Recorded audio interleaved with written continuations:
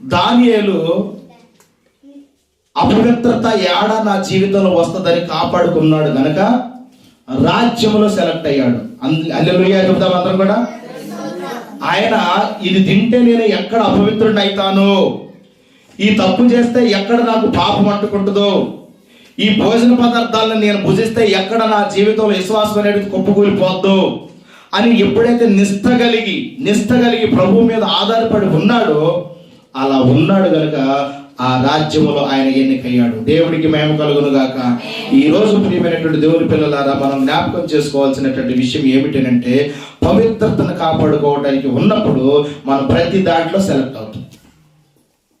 చెప్పాలి, ఏం కాపాడుకోవాలి? పవిత్రతను కాపాడుకోవాలి. పవిత్రమైన జీవితాన్ని మనం కాపాడుకోవాలి.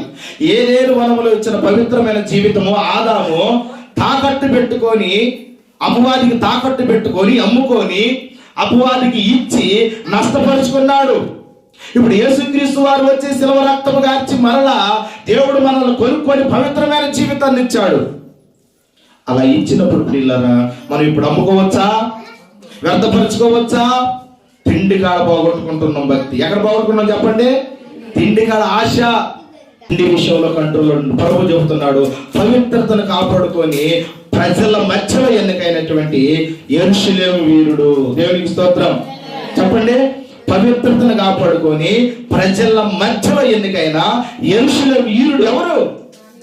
దానియేలు గారండి. ఈరోజు మనం యెరూషలేము మహాపట్టణము, సియోను పట్టణం జారాలని అంటే ఈ బబులోను అనేటువంటి సామ్రాజ్యంలో ఉన్నాం మనము. కానీ మనం ఎక్కడున్నా కూడా ఆ ఈరులము, ఆ రాజ్య వారసులము, ఆ రాజ్యానికి సంబంధించిన వారము.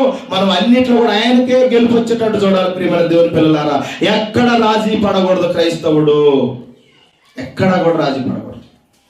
అది ప్రభు కోరుకుంటున్నాడు. ప్రియమైనటువంటి దేవుని పిల్లలారా, ఒక మాట చెప్పాను, పవిత్రతను కాపాడుకున్నాడు, ప్రజల మధ్యలో ఎన్నికయ్యాడు, ఆయన యెరూషలేము వీరుడు.